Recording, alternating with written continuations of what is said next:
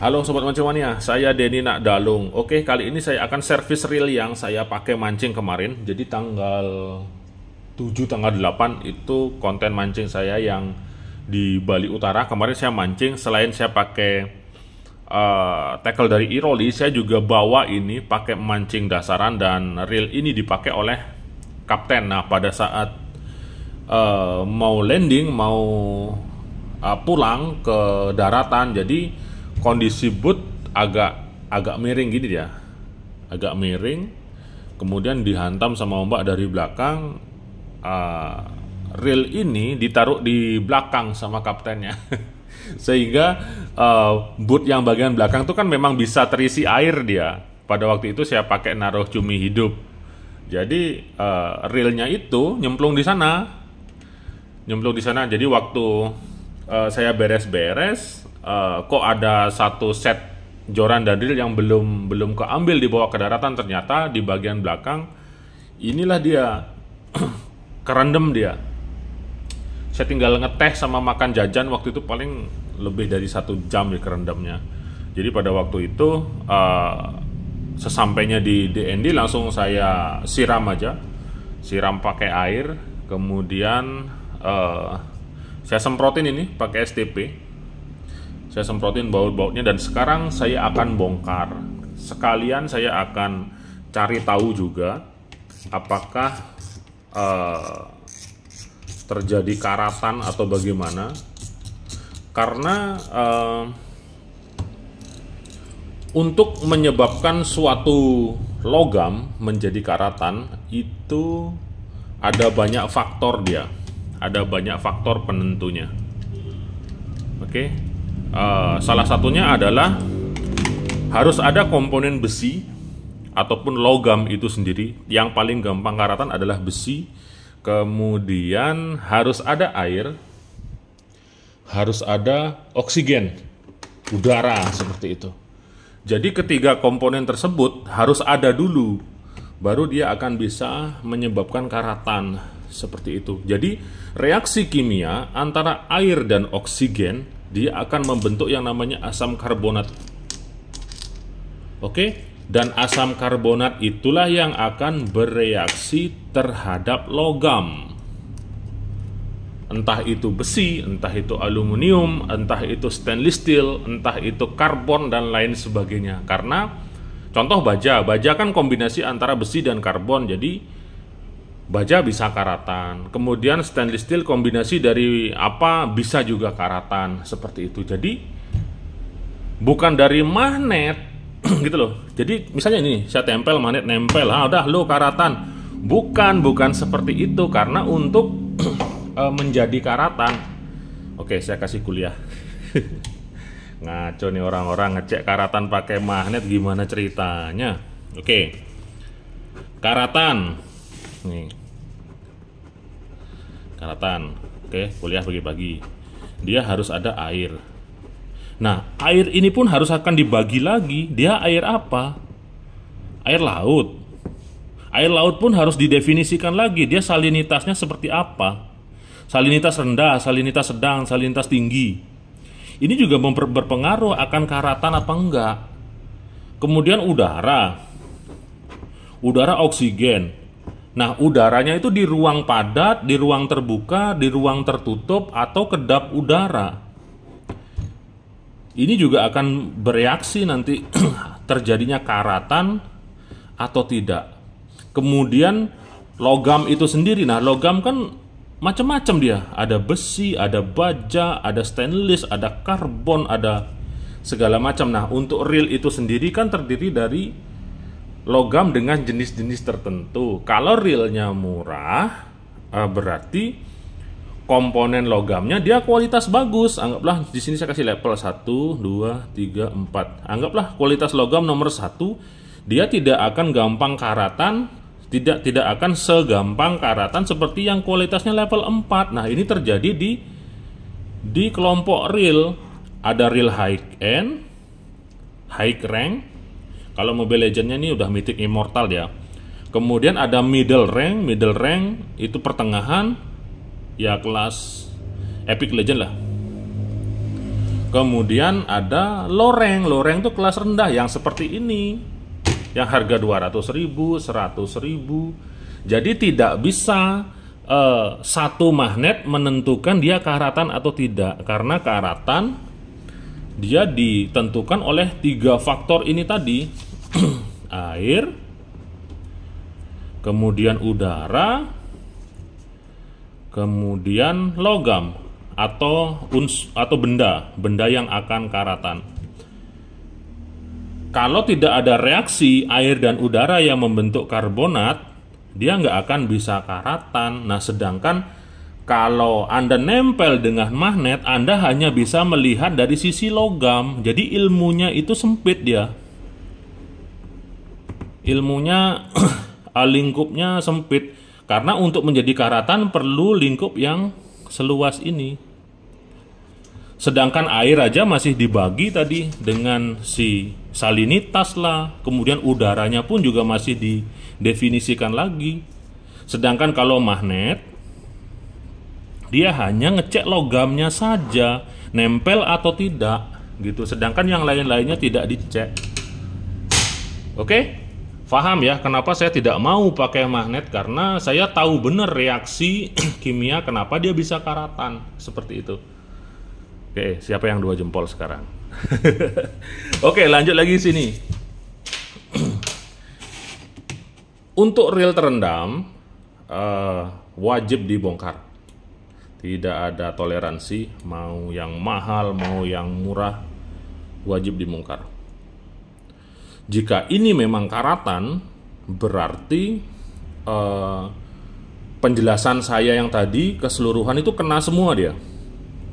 Dia kena semua, dalam artian udaranya bereaksi dengan airnya, kemudian didukung oleh salinitas juga, kemudian didukung oleh bahan dari materialnya juga gitu. Nah, kalau ini tidak karatan, bukan serta-merta ininya yang hebat, bukan, belum tentu, karena dia harus ditentukan lagi oleh unsur-unsur yang saya jelaskan tadi. Dia bereaksi nggak dengan udara? Orang ini kemarin terendam, saya bawa pulang, saya semprot, saya masukin lagi ke dalam box. Jadi di dalam box dekut itu kan bisa dibilang kedap udara dan tidak terkena udara terbuka, sehingga bisa saja ini nggak karatan. Karena memang reaksi udara oksigennya dengan airnya, air lautnya dia tidak maksimal, sehingga tidak menyebabkan asam karbonat seperti itu yang menyebabkan menjadi karatan seperti itu. Oke. Jadi di sini saya pengen penonton DND cerdas lah, cerdas, kemudian jangan baru lihat tetangga nempelin pakai magnet, wah ini bagus, ini anti karat gitu. Karena ilmunya lingkupnya masih belum luas dia. Dia hanya melihat sisi kalau magnet itu ferromagnetik ya, ferromagnetik atau apa istilahnya tuh. Dia hanya sisi itu, sisi yang lainnya nggak dilihat. Jadi udah deh, akhiri itu ngetes logam pakai magnet, aduh, canda-canda itu. Oke, ini harus saya bongkar semua. Bahkan nanti kalau misalnya bearingnya tidak bisa dibersihkan, saya harus ganti bearing aja supaya lebih aman. Saya cuma ngecek dia ada karatan apa enggak. Saya rasa nggak akan karatan karena dari tanggal 7-8 saya mancing. Ini saya bongkar sekarang hari Jumat tanggal 12. 1, 2, 3, hanya 4 hari. 4 hari kalau tidak ada reaksi gini yang maksimal antara oksigen dengan air, saya rasa dia tidak akan karatan. Dia tidak membentuk asam karbonat ya. Kayak gitu. Oke, semoga paham viewer DND masalah karatan gitu. Jadi jangan heran nanti kalau reel mahal itu bisa nempel magnet loh. Nanti saya beli magnet deh. Ada juga yang komen coba ditempel di mesin Yamaha-nya Om Denny pakai magnet. Mesin Yamaha-nya karatan apa enggak? Kok jauh ke sana?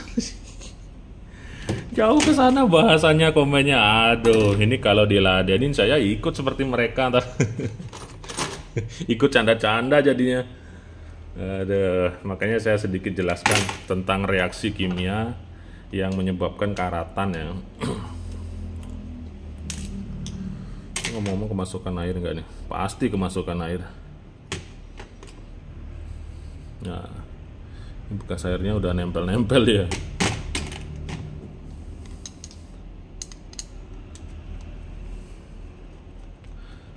Nah, ini bautnya ini gampang nempel ini kalau nggak salah.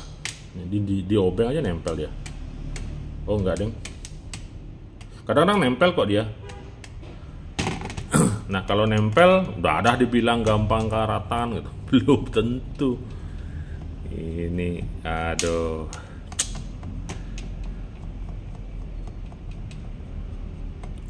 Saya jujur aja, angler Indonesia itu perlu kita edukasi, bukan kita jerumuskan dengan argumen kita gitu.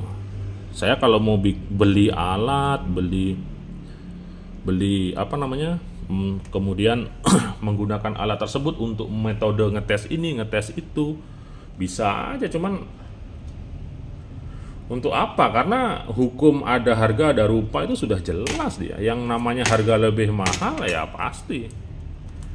Itu kalau harga murah dikasih spek yang begini apa adanya, dengan ngerawat yang bagus dia akan jadi barang yang maksimal, perform dan kinerjanya seperti itu.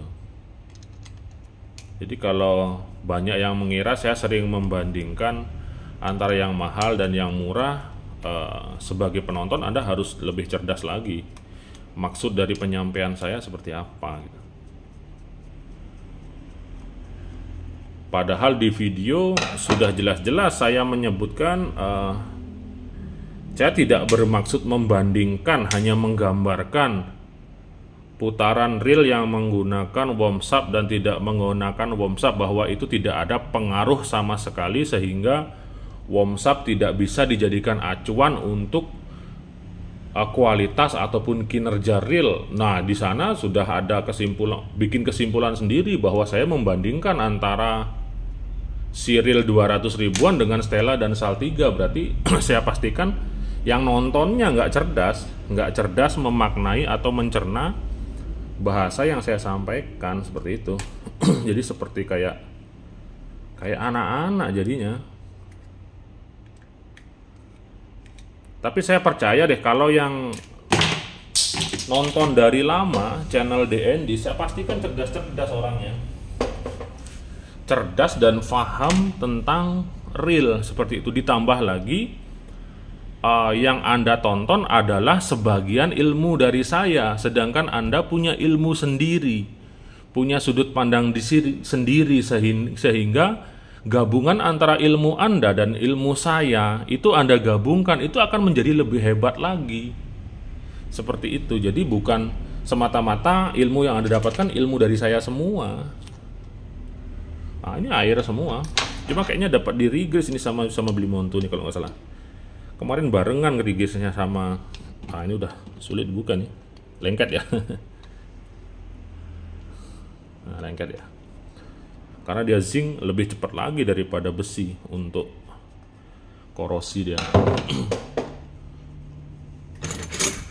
Kemarin pas barang bongkar dengan yang Majesta itu di regres juga nih sama Blimonto. Ini di fullin dia, diratain. Nah, ini bakal di regres semua.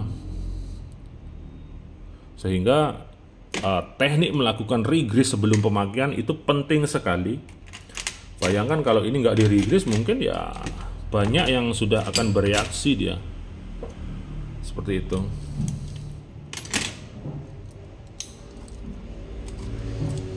Oke, saya akan buka. Ini di fullin ini. Dan ini pakai grease yang bagus juga, grease DND ini.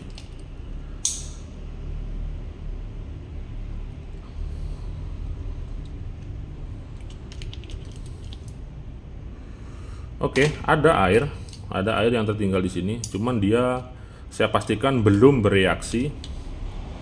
Nah, ini air kan. Saya pastikan belum bereaksi, karena untuk menjadi karat ataupun korosi perlu senyawa yang unsur tadi. Kalau karat ya, kalau korosi mungkin beda lagi. Mungkin dia harus ada senyawa apa, kalau itu ahli kimia yang ngerti. Kalau karat ya itu tadi yang 3, adanya oksigen, udara, sehingga dia membentuk reaksi kimia yang menjadikan asam karbonat yang akan membuat korosi si logam tersebut. Nah, kalau ini belum, berarti dia tidak terjadi reaksi di sini meskipun sudah ada air lautnya. Nah, kemudian air lautnya juga kita lihat apakah salinitasnya tinggi atau rendah, sehingga akan mempercepat proses karatan tersebut. Jadi bukan magnet ya. Sekali lagi, magnet itu bisa saja digunakan untuk mengetes dia gampang karatan atau tidak, tapi tidak menjamin 100% karena ruang lingkupnya tadi sempit dia. Oke, saya di akhir video saya akan jelaskan sekali lagi tentang karatan. Oke, biar benar-benar paham. Karatan dia disebabkan oleh reaksi daripada air, kemudian oksigen O2 atau udara, sehingga membentuk asam karbonat. Nah, asam karbonat inilah yang dia akan bereaksi terhadap logam. Oh, kemudian logam, jenis-jenis logam dia akan dibedakan lagi menjadi yang bisa nempel magnet atau tidak bisa nempel magnet. Kemudian kalau Anda ngecek logamnya dari magnet, berarti yang Anda cek hanya unsur logamnya, bukan unsur asam karbonat, bukan udara, bukan air. Oke, bukan keseluruhan. Oke, jadi saya pastikan pengetahuan saya dengan ilmu magnet ini jauh lebih luas pengetahuan saya. Saya Denny Nadalung. Wah, jatuh pulpennya. 2 jempol untuk Anda semua. Mancing mania semakin mantap. Ini harus di cleaning nih. Ini kalau nggak di cleaning, waduh. Oke, saya akan cleaning. Sampai ketemu lagi di channel berikutnya lah. Oh, mohon di subscribe kalau yang belum di subscribe.